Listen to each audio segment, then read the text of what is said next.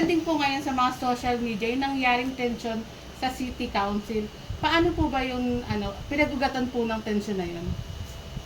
Actually, nagulat lang din kasi kami lahat dahil nung session na yon, nag-switch o nagpalit ng committee si Konsehal Uno Lim at si Konsehal Philip Lacuna. Si Konsehal Philip Lacuna po kasi yung dating appropriation natin, chairman. Tapos international relations si Konsehal Uno Lim, which is pinagpalit nila nung session na yon. Kaya kami po ay nagulat after nung ilang agenda biglang nagsalang sila ng budget na 25 billion, which is naging aware lang din naman kami sa ganung mga pangyayari dahil nabigla talaga kami, nagpalit ng committee chairman tapos biglang magsasalang ng 25 billion. Hindi po namin hinaharang yung para sa mamamayan, yung budget na para sa Maynila, kundi gusto lang po namin makita yung allocation ng appropriation ng budget sa mga departamento ng ating lungsod. Matanong ko lang, Konsi, totoo po ba yung balita na hindi niyo po alam na may mangyayaring ganong deliberation ng budget? Wala po talaga kaming alam. Unang-una, kung nagka-committee hearing man sila na katulad ng sinasabi nila, hindi rin naman po kami ini-inform dahil floating nga ang tawag nila sa amin. Hindi kami minority at hindi rin kami majority. Ngayon po yung isa sa mahirap na sitwasyon namin at tapos bigla nila kaming sasalangan ng 25 billion. At hindi po biro yung ganong halaga at ang pinag-uusapan po dito yung proseso at paggagamitan ng 25 billion. Kaya yun po yung nais namin linawin yun at kami po ay isa sa magpoprotekta ng tax na binabayad sa lungsod ng Maynila na ang tangi po naming hinahangad doon gamitin ng tama. Wala naman po kaming ibang iniisip sa kanila. Ang nais lang namin iproseso nila. Opo. Kung tanong ko lang po, yun po bang session na yun, iba yung pinag-uusapan nyo, biglang ipinasok na lang yung issue na yun? Wala nang agenda kaya sinuspend nila yung rules tapos pinasok nila yung budget. Kaya nalilito rin ako. Lagi nga nila sinasabi matatagal na sila at nire-respeto namin yun with all due respect sa kanilang legislative procedures. Hindi naman nababago ang internal rules at ang mga Republic Acts. Kaya siguro hindi naman lagi dapat ibiin na matagal na sila. Diba? Ngayon, with proper guidance at tradition, of course, nire-respeto natin yung pagiging matagal nila. Kaya nagtataka rin ako bilang unang terminong konsyal, sinuspend nila yung rules tapos lagi nilang ini-insert yung mga internal rules din, suspended naman. Konsi, tanong ko, bakit sila nagpalit ng yung appropriation? Tapos biglang natin Sa pagpapalit nila ng committee, hindi natin alam kung anong dahilan, pero siguro ako sa sarili kong pananaw, pangit din naman talaga makita na ang committee chairman sa appropriation ay kapatid ng mayora, kapatid ng mayor. 25 billion po yung budget. Saan po daw idadali ito?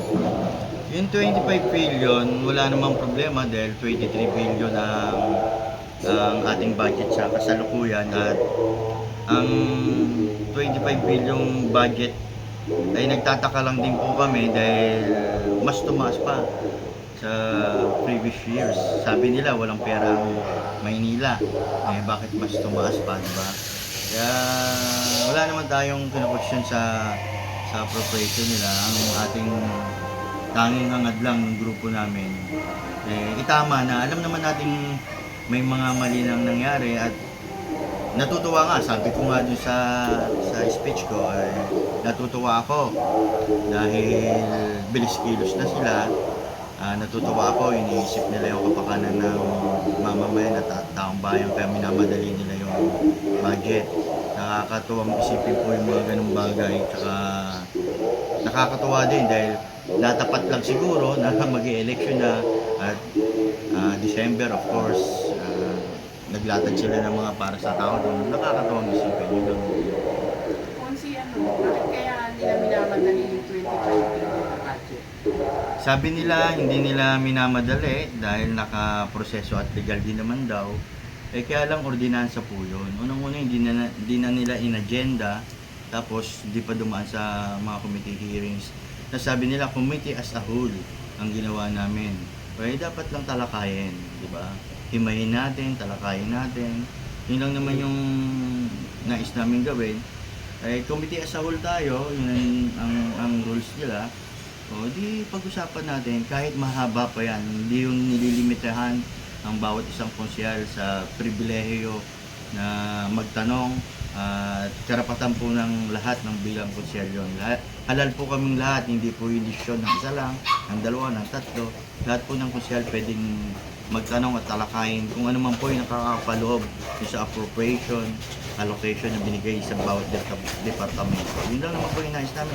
Kasi naririnig natin yung mga tanong ng taong bayan, hinaing, sana yun ang bigyan ng pansin ng mas karapat dapat na halaga ng budget. Yun lang naman yung nais namin pag-usapan doon. Kung tama ba yung appropriation, yung allocation ng budget sa bawat departamento na kailangan natin pagtuunan ng pansin para wala rin po tayong naririnig na masasakit na salita sa pamahalaan natin ngayon. Yun lang hindi naman po yung nais. Konsi, tanong ko lang po, ang bawat isa po ba kayo nabigyan ng pagkakataon para magtanong? Binigyan din nila kami ng pagkakataon, kaya lang yung interpolation po ng ordinansa, yun po yung nagtataka kami bakit limitado yung gusto nilang magtanong at sinasara. Actually ako nga nakasalang pa nun eh. Opo. Ako pa, nagtatanong ako noon tapos biglang masyado na daw mahaba. Sinasara na yung discussion. Kinakat na po nila. Opo. Opo, kasi ako rin po, nanonood din po ako niyan. Napansin ko nga po pagka yung kinakat agad yung issue, ikinakat agad nila na syempre, yung taong bayan meron pang gustong mga marinig dun sa, yung bang sagutan ganyan, na meron pang naririnig. Kaya lang kami, bitin kami bilang viewer na citizen, din kami, bitin kasi gusto naming maintindihan lahat yung usapan eh. So, yun po yung napapansin ko din siya. Sa totoo lang po, tama po yung obserbasyon nyo. Kasi, bakit nila pipigilin, di ba? Yun Kung wala nga po. naman silang itinatago. At ayun naman talaga yung proseso, alam din naman nila yon na dapat talakayin, dapat kung may magtanong, yung tanong, sagutin. Apo. Yun lang din naman eh, bakit ayaw nila na i-entertain yung bawat konsyal at may mga 10 minutes ka lang. Yung kapag nag-deliver ka ng personal and collective privilege, pero interpolation tayo, nasa discussion in debate tayo, at pinag-uusapan natin yung ordinansa. Kung ano yung laman nun, pwede yung tanongin. Opo. Siguro naman, ako sa pagkakaintindi ko dapat hindi ganun. Opo. Tsaka po kasi syempre bilang kami, yung mga mamamayan ng Maynila, ang iniisip namin syempre pag kinakat, ang iniisip din namin baka merong tinatago. Yun po yung kumbaga kadalasan kasi mga tao ngayon maraming opinion eh. So yun po yung syempre maiisip ng iba kung puputulin yung mga pagtatanong, yung mga discussion na dapat ayusin pa pag-usapan, kinakat, syempre po iniisip ng marami na maaring merong ayaw mas malalim na pag-usapan. Yun nga din po yung sa aking obserbasyon dahil pag may nagtatanong po at parang hindi nila gusto yung tanong, nagre-recess kami. Opo, yun po. Tama lang din naman para mapag-usapan ng mapaghagel, makapagbigay ng kanyang puro-puro yung bawat konsyal para mapadali yung proseso at magkaintindihan din sa concerns. Pero yung actual po na nandun sa podium at nagtatanong, hindi po siguro tama na may mga sumingit at biglang i-resist ni Vice Mayor. Opo. Kinakat talaga. Kasi may katanungan po ang ating mga viewers, may kinalaman daw po ba si Yorme Isko Moreno sa pagkakahati-hati ng City Council? Kung sa pagkakahati-hati, kami may mga kanya-kanyang pananaw bilang konsehal. Wala pong kinalaman si Yorme sa nangyayari ngayon sa City Council dahil hindi rin naman namin pinag-uusapan to o kung kami ay nag-uusap-usap. Dahil impromptu po ito eh. Di ba? Opo. Bigla po sila nagsalang, gano'n, kaya nag-react lang din po kami. Yung usual po na bugso ng damdamin ng isang konsehal. Na, oh, bakit may ganito, bakit may ganyan? Diba? Kakapalit nyo lang ng chairmanship ng committee, tapos may budget na agad. Which is yun din mo, actually, yun din po yung tanong ko eh, diba? Kailan yung executive urgent letter ni Mayora, tapos biglang tinanong ko rin kung sino yung chairman ng kasalukuyan ng himay ng committee report. Tapos, ayun na, hindi na nagkasagutan ng tanong, kaya hindi nagkaintindihan hanggang of course, magre-react yung ibang kasamahan ko na hayaan nyo kami makapagtanong, hayaan yung mangibabaw yung pribileyo ng pagiging isang konsyal na busisiin kung ano man yung nais nilang malaman. Dahil 25 billion, hindi po maliit na pera yon at hindi po natin pera yon. Pera po ng taong bayan yung kung saan mapupunta yung mga tax na binabayad nila sa lungsod ng Maynila. Policy, tatanong ko rin po, paano ba baliktad po ata nangyayari? Di ba dapat, usapan muna ng committee bago amendahan? Ang proseso po ng pagpapasa ng budget, of course, pinatatawag sa mga committee hearing ng mga departamento at ipapaliwanag nila bakit at saan nilagak yung priorities ng departamento nila, yung allocation ng departamento at budget nila ay pag-uusapan sa committee. At dapat lang na may committee hearing, siguro kapapalit lang ng chairmanship, di ba? O ganong kabilis within the day, meron na kayong isasalang na committee report, di ba? Kaya tinatanong ko, sino yung chairman nun? Kung sino man yung chairman nun, siguro nailatag na nila bago pa sabihin sa session nung araw na yon na magpalit na ng committee. Kaya tinatanong ko lang, sino yung talagang author nun at sino yung mismong chairman na gumawa ng committee report. Kasi di ba dapat mayroong check and balance pagdating sa yung pondo ng buong Maynila, yung 25 billion. Yun naman po yung nangyari, kini-check and balance namin, binabalanse po namin yung proseso, kaya po kami nagtatanong. Kung maiba po tayo, kunin ko lang po yung opinion nyo regarding po sa revelation speech po ni Konsehala Apple Nieto regarding po sa patungkol po sa sinasabing itinarak na punyal sa likod ng kanyang kapatid. Ano pong masasabi niyo po regarding po doon? Siguro patungkol dun sa privilege speech ni Konsehala Apple, may alam po siguro siya na nangyari na sinunod lang, hindi po natin alam, personal po yung kanilang dahilan at kung ano man po yung sinabi niya. Siguro nasa kabilang grupo po kasi sila at nasa kabilang grupo kami. Malalim po siguro yung dahilan dahil para isang kapatid ng vice mayor na nasa kabilang grupo o pumunta sa kabilang grupo. Malalim po yung dahilan at yun po siguro yung dahilan ng pagkakasabi ng may tinarak sa likod ng vice mayor. Kaya siya lumipat. And lastly, Consi, message po sa ating mga viewers. Ang akin lang pong message sa mga manonood na maging aware po tayo sa nangyayari sa ating lungsod. Kasi at maging mapanuri po tayo. Alam nyo, ang eleksyon yun po yung mga tahimik natin ambag na hindi natin namamalayan. Kung sino yung pinipili natin, yun po yung tanging ambag natin sa pagunlad po ng maayos na barangay, na lungsod.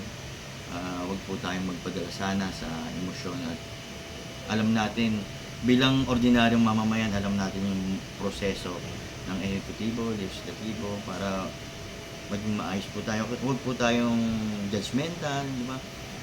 Lahat po nang nangyari, may kanya-kanyang version yan. Kung kanino kayo papanig, doon po kayo maniniwala. Ganun lang din naman po yan. Ang sa amin lang, balansehin nyo. O, katulad ng legal na pamamaraan, dapat may check and balance. Ganun din yung mga ordinaryong pag-isip at kaalaman. Dapat ganun yung mga tao. Huwag yung nakikita lang nila, huwag yung, diba? Lalo na ngayon, magpapanahon ng eleksyon. Siguro natapat lang, diba? Natapat lang, mag-eleksyon na naman, minamadali yung budget, ganito, ganyan yung gagawin sa budget, diba? Wala namang problema yun. Natutuwa nga ako dahil umaayos na yung gobyerno natin ngayon. Sabi ko nga, bilis-kilos na yung gobyerno ng Maynila. May dumating lang na tao, naging masisipag na sila. 25 billion, it's not a joke po, Consi. Yes po. 25 billion po yun. Yung nakaraang budget, almost 23 billion ngayon. Sabi nila, wala ng pera Maynila. 23 billion noon, sabi nila walang pera ang Maynila, ngayon naging 25 billion pa. Diba? Tapos September pa lang. Kaya paano yung isipin na hindi minamadali? No, last year, siguro mga November na namin pinasayon, diba? Kasi hinimay ng mabuti. Inayos. Gusto nating ayusin. At yun lang naman yung hiling namin. Walang problema sa 25 billion. Pero iproseso natin, ilagay natin yung allocation, yung appropriation ng pera sa tama, sa tiyak na pangangailangan, sa tamang pangangailangan ng taong bayan. Kasi itong 25 billion ba sapat pa itong pambayad sa sinasabi nga nilang utang nga daw po ng Maynila? Ang utang ng Maynila, hindi naman yung ginawa ng isang tao lang. Ang utang ng Maynila, nung panahon ng pandemya, siguro naman alam natin lahat na kahit saang panig ng mundo, kahit saang syudad, anywhere in the world, sa lahat ng city, nangutang nung panahon ng pandemya. Dahil wala naman tayong pag-uugutan. Yeah. Kasama sila ron. Kung ano man yung issue nila sa utang-utang na yan, sila-sila rin. Diba? Kami-kami rin yung gumawa ng paraan. Bakit ngayon minamasama nila yung pag-utang? Pero nung panahon ng pandemya, ayun yung sumalya, kaya nga tayo nandito ngayon eh. Kaya tayo buhay. Diba? Nakaligtas tayo ng pandemya. Nakaligtas tayo ng pandemya dahil sa utang na sinasabi nila, dahil sa pamamaraan na ginawa at diskarte ni Yorme Isko Moreno. Yun lang po, maraming salamat, Consi Par. Salamat. Thank you rin Salamat po. po. Salamat po. Opo, thank you po.